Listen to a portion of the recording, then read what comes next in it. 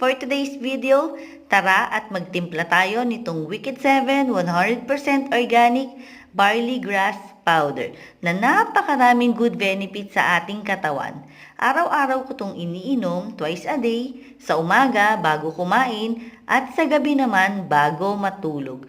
Kaya naman nilagyan ko na ng tanda itong aking mug para sa tamang sukat ng tubig na ilalagay. Dapat ay 250 to 350 ml lang na tubig titimplahin itong barley. Pwedeng malamig o mainit.